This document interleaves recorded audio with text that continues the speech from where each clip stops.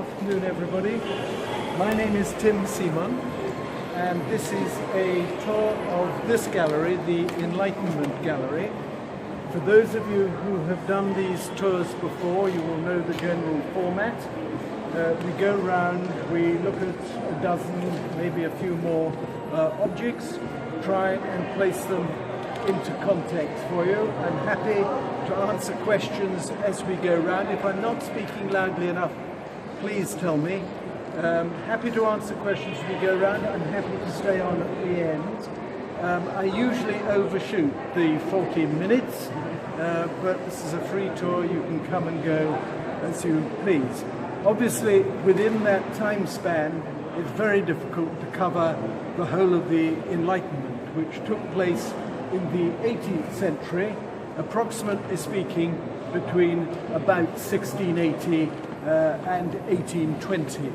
It didn't only take place, obviously, in the United Kingdom. It took place primarily, or to start with, in France, but also throughout Europe, in Italy, in the Scandinavian countries, what we now call Germany, in Scotland, in Russia. And so here, obviously, again, we are going to concentrate on the English Enlightenment for obvious reasons. We are in the British Museum. Enlightened men and women believe that the key to unlocking the mysteries of the universe and the past lay in closely observing what they classified as artificial items and natural items. That was the only classification that they had. Artificial items, of course, made by man, woman, and natural items made by God. And that led to a huge amount of confusion as more and more items were collected, and it also led to the science of taxonomy, the science of classification.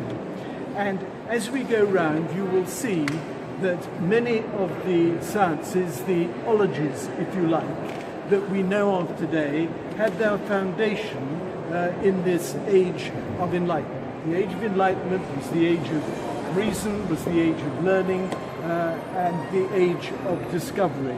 So I will refer to one or two of the, quote, ologies, such as paleontology, archaeology, geology. All of these had their foundation during this time in the 18th century. This gallery is considered to be the finest gallery, finest neoclassical gallery, neoclassical room, certainly in London, certainly in England, probably in Europe. Neoclassicism, the study of effectively Greek art, had its foundation at this time as men and women went on the grand tour.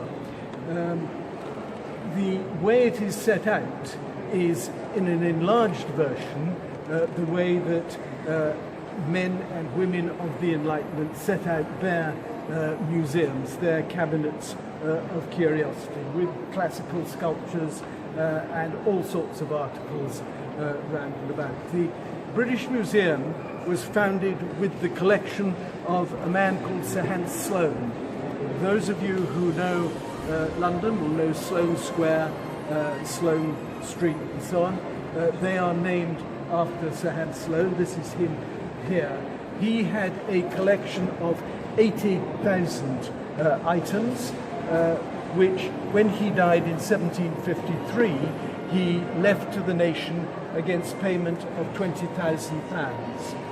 That was raised by public lottery, and the British Museum was founded in a house, Montague House, on this site.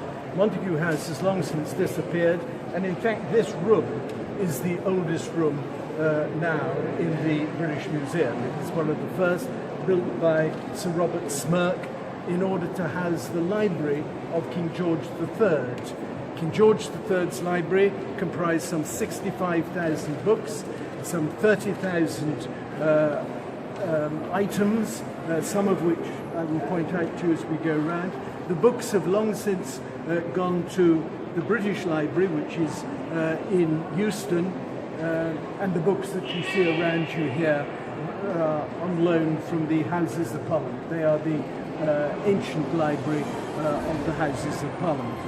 What we're going to do is we're going to kick off over here. I'm going to show you a bust of Sir Hans Sloane, and we'll start looking at some of the objects as we go round.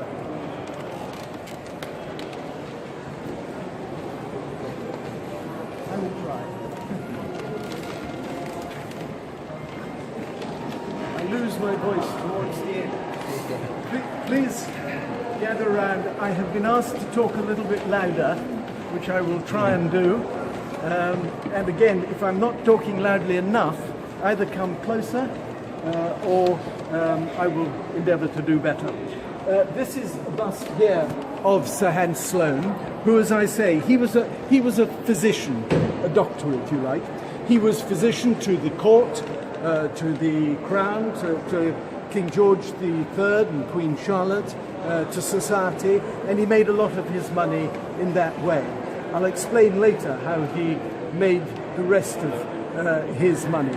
And he had a collection, as I mentioned before, of 80,000 objects, 80,000 objects. To give you some idea of what 80,000 objects looks like, in this entire room, leaving aside the books, there are about 5,000 objects. But do not be fooled too much, because when we talk about objects, he was a physician. He had a collection of herbs, medicinal herbs, each one of which was an object. So they were little things as well as big statues and so on.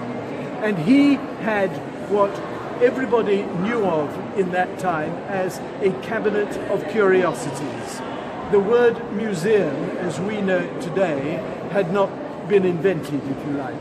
And a cabinet of curiosities was just this sort of room in which they collected things about which they were curious. Not necessarily things that were old, but things that cast light onto different civilizations.